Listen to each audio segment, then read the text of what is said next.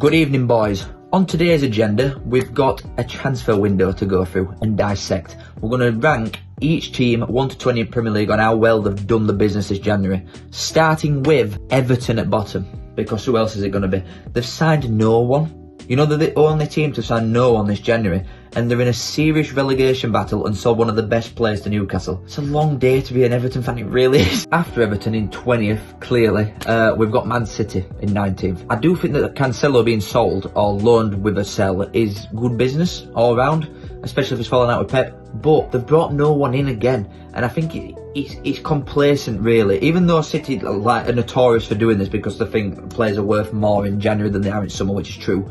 But you've got a big gap to close on Arsenal, and you're bringing in no fresh faces. There's no new hunger there, no new desire to go and get that title that all these other players have. So again, I think it's quite poor. And partnered with that, for same logic is Liverpool. They brought Gakpo in, right? Yippee! We're closing in on 007 on Gakpo, which everyone counts Sancho for, right? But they've brought no midfielders in. This has been a problem with Liverpool for seasons now. It's been a long time coming. We've still got James Milner, we've still got Jordan Henderson, we've got Harvey Elliott who's not good enough, Fabinho's washed.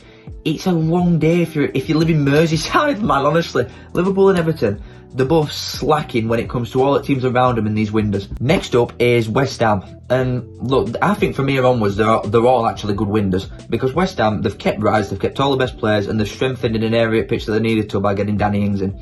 But when you look at the teams around them, it's not enough to put them higher than them, which is it just shows state at league, doesn't it, really, with what is the Super League now at Prem, because all these teams are spending loads and loads of money constantly.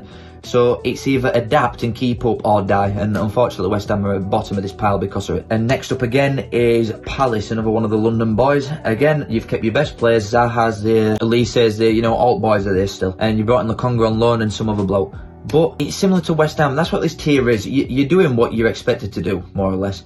But it's still below average compared to the rest of the league, unfortunately, and that's just stated. That's just the way it goes nowadays. You know what I'm going to do, actually?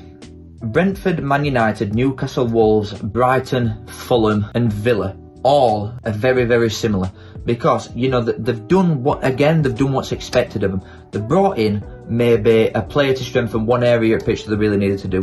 Or they've kept all the best players. Realistically, what I'm trying to say is they've done what's expected and nothing more, right? That don't mean it's a bad window. They're all good windows, really. I'd say, apart from the bottom three in Everton, Liverpool and City, I think every transfer window that the clubs have had in this league has been good. But that don't put you in top half of this table, does it? Because average is not good enough. And when you get to teams like what Chelsea have done, what Bournemouth have done, what Tottenham have done, you will see why there's a big gap between the clumps of teams I've just said and them lads. Next up, and into some actual top quality transfer windows here, we've got Leicester. And for me, their signing of Harry Souttar is enough. Just to put him above every other transfer window so far that I've mentioned. Harry Souttar, I'm not kidding when I say this, is better than Leicester quality already, and he's not even still foot on pitch for him yet.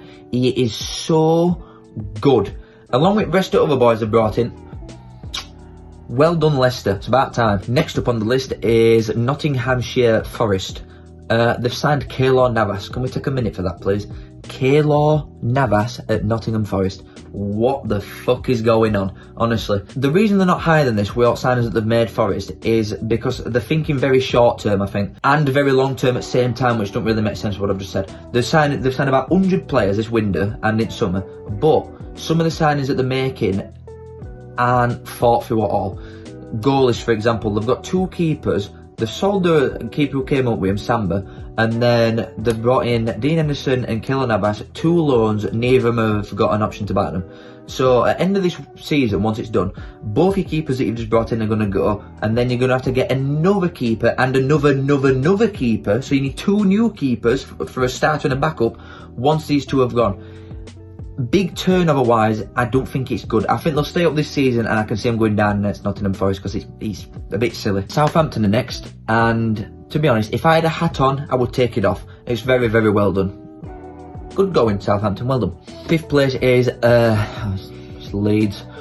I think I speak for everyone when I say I hate Leeds and I hope they go bust, but exceptional transfer window. It's very, very well done. You know, they've signed that Max Wober, a Football Manager legend. Weston McKennie, again, exceptional business. It's so well run at Leeds at minute, and it makes me want to cry. Why can't my team do stuff like this? Top four. If you see my TikTok, like I said, for Tottenham, man, It's best bit of business, the bee's knees that they've done in years.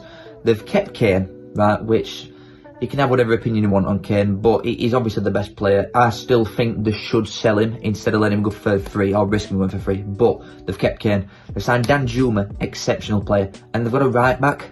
Do you know how big that is that they've got a right back? You could sign my mother and she'll be a better right back than Emerson. I do not care. He is dog shit. So, well done, Tottenham. The arse. Number 3.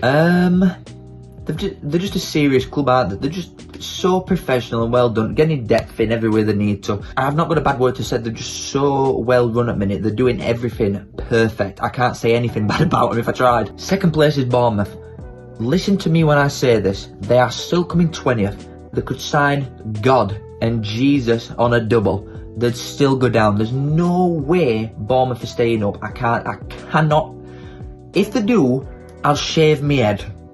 I've just said it now. If Bournemouth stay up, I'll rock a buzz cut, alright? There's no way, even with signing Hamed Junior Traore, signing all these players that they're getting for the smallest club in the league, by the way, it's exceptional business and a fantastic transfer window.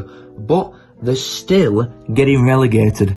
And finally, who else is it going to be? Who's it going to be other than 300 million in one January transfer window Chelsea? If you've got a functioning pair of legs, come on down to Chelsea. We'll give you a 10-year deal and spread his instalments out over 50 years. You just come on down here. Yeah, welcome to Chelsea. It will be funny though, trying to watch them play football with each other. It's like, no matter how good you are at football, if you're not linked up brain-wise, you don't know how each other play, there's going to be 10 blokes that don't know each other's names properly. They probably don't even know what language they all speak, and they're all going to be running around on a Saturday with each other. These first couple games are going to be hilarious to watch. And finally, if you have enjoyed this, then please subscribe. Why would you not be subscribed? You've definitely come over from TikTok, so you must follow us anyway, so why would you not be subscribed? You absolute donkey. There's me, Tom, Garrett and Scaife. What else do you want? There's stuff happening that you don't want to miss. Subscribe now! Thanks, guys. I'm going to need some editing right now.